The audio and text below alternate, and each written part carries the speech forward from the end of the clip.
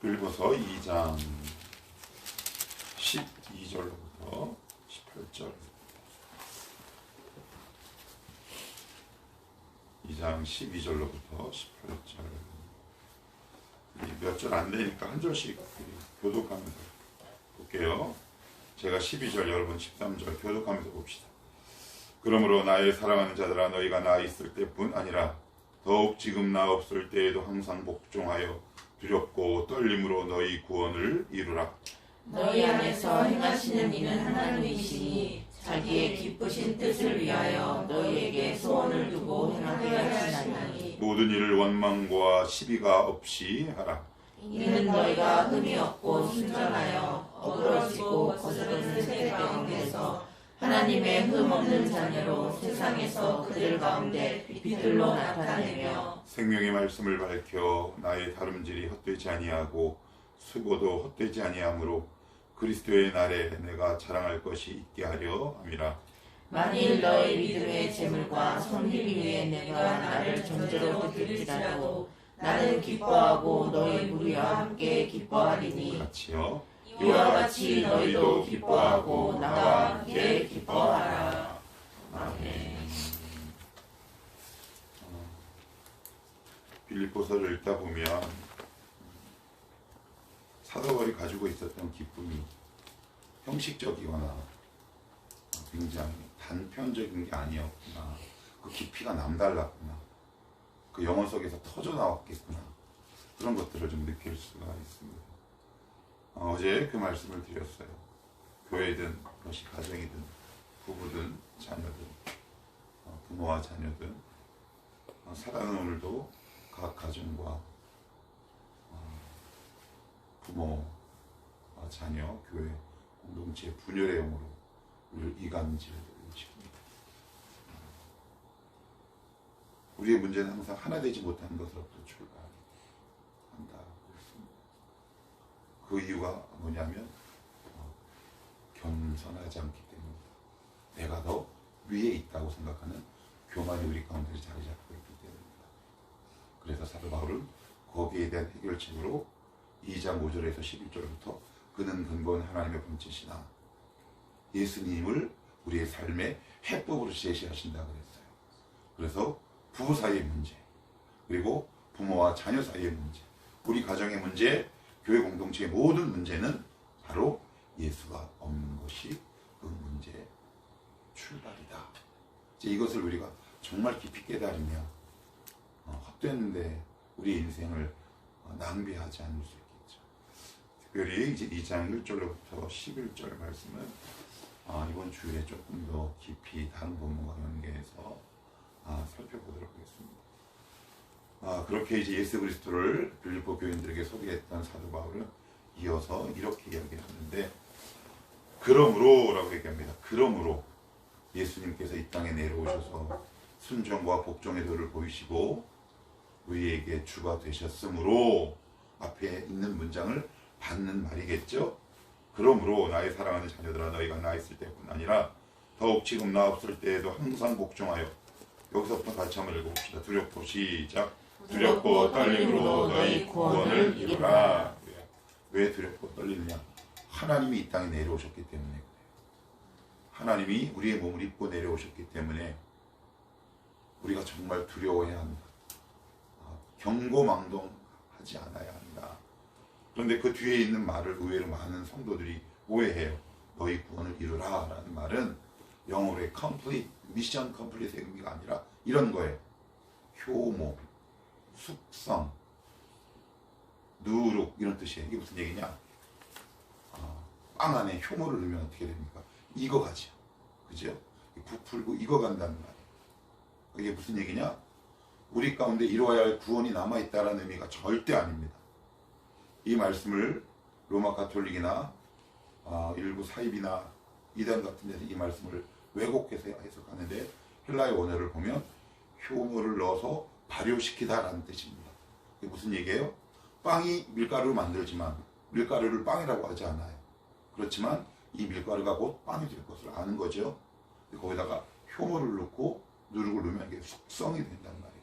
그래서 이 말을 다른 말로 보면 이제 너희가 구원을 받았으니 이제부터는 그리스도 안에서 자라가라 라는 뜻입니다. 너희들은 끊임없이 자라가야 합니다. 성숙해 가야 합니다. 그런데 그냥 너희들끼리 자라가라 이렇게 얘기하지 않습니다. 제가 예전에 봤던 한 드라마 가운데 아빠가 큰딸을 어디 길을 떠나보내는데 주머니에 꾸깃꾸깃 넣어줘요.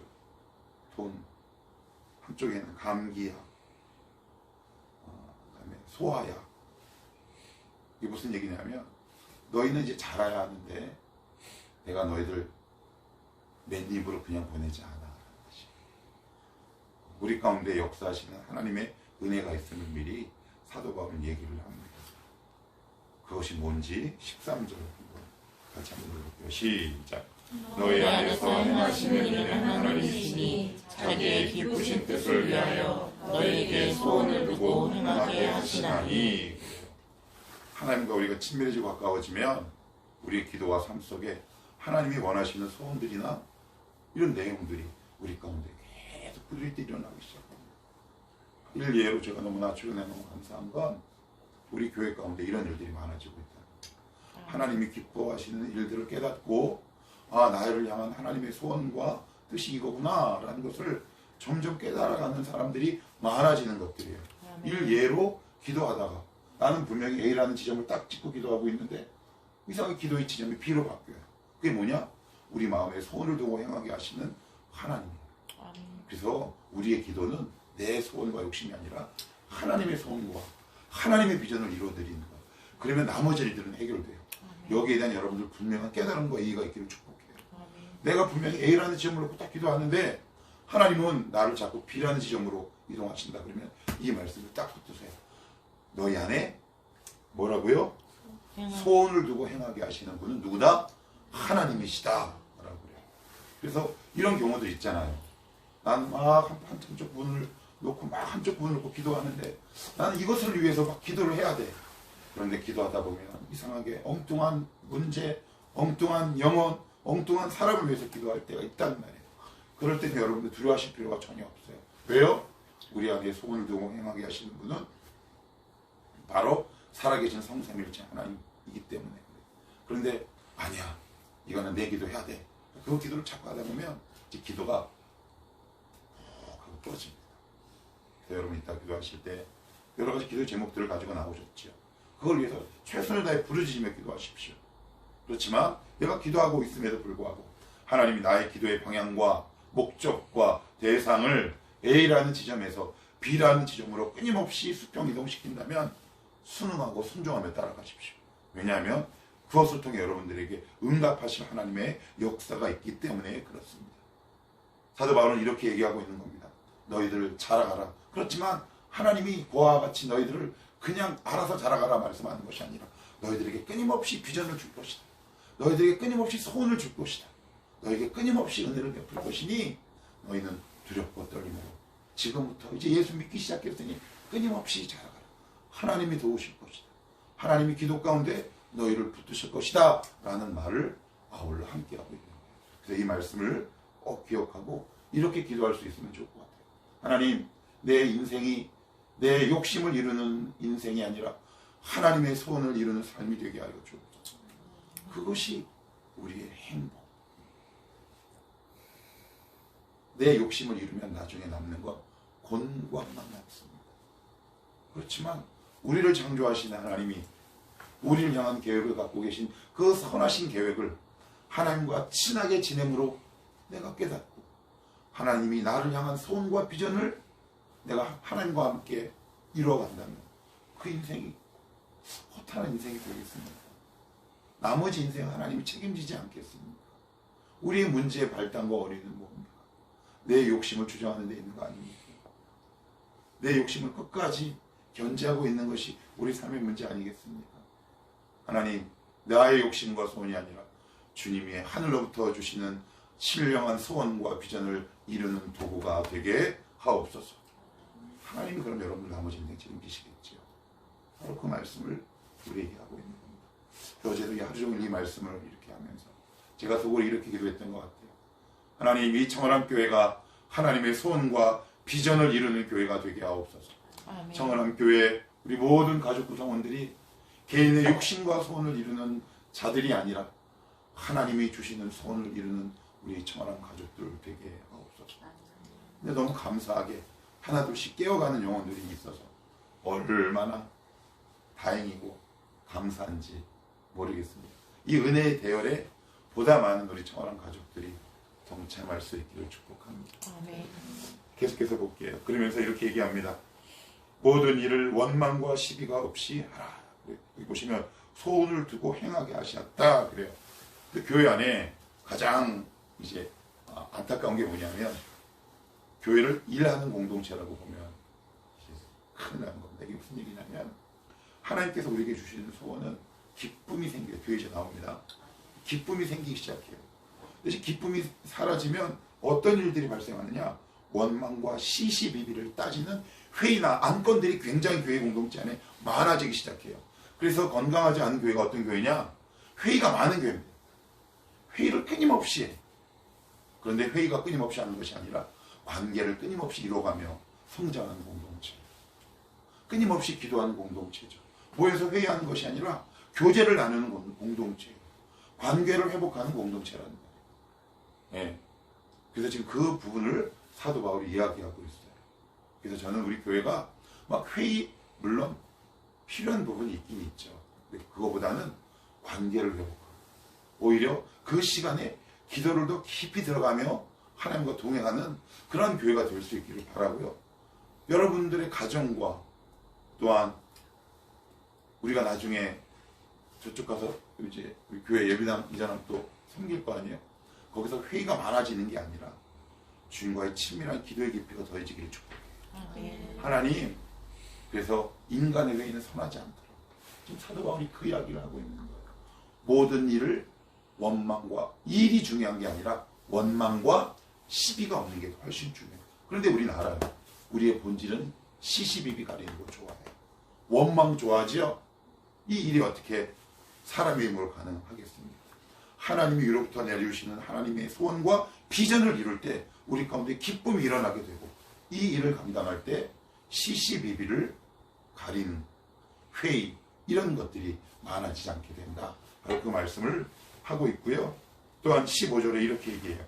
이는 너희가 흠이 없고 순전하여 어그러지고 거스르는 세대 가운데에서 하나님의 흠없는 자녀로 세상에서 그들 가운데 빛들로 나타내며 16절 같이 읽어요. 시작. 생명의 말씀을 밝혀 나의 다름질이 헛되지 아니하고 수고도 헛되지 아니하므로 그리스도의 날에 내가 자랑할 것이 있게 하려 함이라. 여기 15절 보시면 너희가 흠이 없고 순전하여 이 세대, 이 시대를 사도 바울은 뭐라고 표현하고 있나요? 어그러지고 거스른 세대. 이게 무슨 뜻이냐면 거짓되고 굽혀진 세대라는 거죠.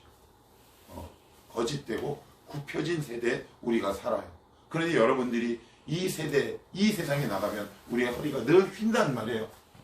여러분들이 아침에 하나님의 은혜를 받고 여러분들의 영혼이 꼿꼿하게 서야 이 세상에 나가 허리가 휘지 않을 수 있어요. 이 시간에 여러분들이 꼿꼿하게 세우는 하나님의 은혜를 경험을 해야 여러분들의 기업에서 여러분들의 영혼의 허리가 휘지 않을 수 있다고요. 우리의 목이, 우리의 어깨가 왜 이렇게 쑥 자꾸 이렇게 처집니까? 왜냐하면 우리는 어그러지고 휘어진 세대에서 살고 있기 때문에 그래요. 모든 사람들은 그들의 잣대로 우리를 평가하죠. 그러니 우리가 이 세대에 나가면 하나님이 주시는 힘이 없으면 우리의 양 어깨는 휘어져. 우리는 설교를 준비하다가 한 동영상을 봤는데 세계 3대 의자가 있어요. 그 가운데 이름이 길어서 기억은 못하겠는데 팀 쿡 많이 들어보셨죠? 애플의 CEO. 그 사람이 사용하는 의자는 반강제로 앉은 사람의 허리와 어깨를 펴주게 하는 거래요. 우리 하나님의 은혜는 구부러진 우리의 영혼의 허리를 반강제적으로 피게 하는 살아있는 능력이 있어요. 이 능력을 갖고 세상에서 살아가야 우리의 마음이 구부러지지 않는단 말이에요. 우리의 영혼이 구부러지지 않아. 왜곡되지 않아요. 그래서 여러분들이 이 자리와 이 시간이 나올 때마다 여러분들의 영혼의 힘이 꼿꼿하게 세워지는 역사가 있기를 축복해요. 하나님, 내가 말씀을 듣다가 기도하다가 휘어버린 나의 영혼이 꼿꼿하게 세워지는 은혜를 경험하게 하여 주옵소서. 사도 바울이 지금 그 이야기하고 있어요. 제가 다시 한번 볼게요. 어그러지고 거스르는 세대요. 이게 무슨 뜻이라고요? 왜곡되고 거짓말되고 휘어진 세대에 살고 있다는 거예요. 모든 것을 진리를 진리로 보지 않는 세대에서 우리는 살고 있기 때문에, 그러면서 너희들이 이렇게 살아라 그래요. 하나님의 흠없는 자녀. 이게 다른 말로 무슨 얘기냐면 투명하다라는 뜻이에요. 그들을 어떻게 이길 수 있겠습니까? 우리는 어떻게 이길 수 있다고 생각해요? 그들이 원하는 뭔가를, 그러니까 우리가 자꾸 속아요. 그들은 우리에게 구부러진 시야로 판단하죠. 근데 우리는 자꾸 거기에 맞추려고 해요. 그런데 오늘 성경은 거기에 대한 해결책과 대답으로 흠이 없어야 한대. 성결해야 하고 투명해야 한대. 그들이 요구하는 대답이 아니죠. 그죠? 여러분들은 이 시대가 요구하는 답을 내놓는 사람이 아니에요. 하나님이 요구하는 답을 내놓으셔야 합니다. 아멘.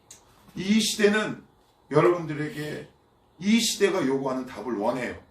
물질을 원하고요. 명예를 원한다고요. 그래서 우리의 영혼이 휘는 거 아닙니까? 그런데 오늘 거기에 대한 대안으로 사도 바울은 흠없다라는 단어를 사용하고 있어요. 무슨 얘기예요? 투명한 것이 그들을 이기는 지름길이다. 이렇게 얘기합니다. 왜요? 투명은 그리스도의 영으로 거듭난 사람, 날마다 회개의 영으로 자기의 죄를 하나님 앞에 고백한 하나님 충분히 쓰실 만한 그릇들 아니겠습니까? 오늘 그것을 오히려 우리에게 해결책을 제시하고 있다는 것이 얼마나 놀라운 진리인지 모릅니다. 그들의 구부러지고 왜곡된 시선에 여러분들의 영혼을 내어 맡기지 마십시오. 그들은 여러분들에게 엉뚱한 것을 요구하기 시작할 겁니다. 이러한 기준과 잣대로 여러분을 평가하기 시작할 겁니다. 거기에 대한 우리들의 답은 바로 복음이요, 성령 하나님의 역사요, 성결함이요, 투명함이요, 거룩합니다. 성경은 그렇게 우리에게 말씀하고 있습니다. 자, 우리 17절, 18절 같이 한번 읽어볼까요? 시작. 만일 너의 믿음의 제물과 성기 위에 내가 나를 전제로 드릴지라도 나는 기뻐하고 너희 무리와 함께 기뻐하리니 이와 같이 너희도 기뻐하고 나와 함께 기뻐하라. 이걸 보면서 이런 말이 생각나요. 어깨춤을 추는 사도 바울의 모습. 감옥에 갇혔는데 기쁘답니다. 그리스도인의 특권, 이렇게 보는 그의 소칙자 한 책에서 이렇게 얘기합니다. 그리스도의 특권, 그 두 번째, 첫째는 자유요, 둘째는 기쁨입니다. 그리스도인이 기쁨을 잃는다는 것은 모든 것을 잃는 것입니다. 복음에는 기쁨이라는 소식이 함께 있고 기쁨과 복음은 뗄래야 뗄 수 없습니다. 내가 신앙생활하는데 기쁘지 않아. 그러면 속고 있는 겁니다. 내가 기도하고 있음에도 불구하고 기쁨을 놓쳐버렸다. 나는 그럼 누군가에게 기도하고 있는지 잘 모르는 겁니다. 사도 바울은 심지어 내가 죽는 한이 있더라도 내 안에 이 기쁨이 늘 넘친다라고 사도 바울은 이야기를. 쉽게 얘기하면 사도 바울은 예수에 미친 겁니다. 여러분들 복음과 예수에 안 미치면 여러분은 반드시 세상에 미칩니다. 세상은 뭐라고 얘기하는 줄 아세요?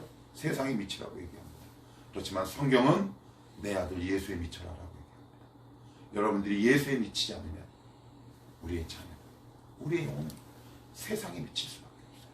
여러분 세상에 나가보셨잖아요. 얼마나 향신료가 가득 묻어 있습니까? 얼마나 고소합니까? 그렇지만 그 끝의 결과는 얼마나 두려운 결과입니까? 여러분 가운데 이 기쁨의 특권을 잃지 않기를 축복합니다. 아멘. 하나님, 이 기쁨을 향유하게 하옵소서. 이 기쁨을 오늘도 소유하게 하여 주옵소서. 그 어떤 것이라도 내 안에 있는 이 복음이 주는 기쁨을 빼앗기지 않도록 하나님 나의 심지를 견고하게 하시고 오늘도 기쁨의 하루를 보내는 오늘 이 하루, 오늘 시간이 되게 하여 주옵소서. 사단은 오늘도 여러분 안에 있는 기쁨을 빼앗기 위해 여러 가지 모략과 계획들을 동원하기 시작할 겁니다. 여러분들을 이 시대의 잣대로 평가하기 시작할 겁니다. 구부러진 시야로 여러분들을 평가하기 시작할 겁니다. 우리의 길을 줍는 일들을 아마 지금도 보여주기 시작할 겁니다. 너 이거밖에 안 됐어.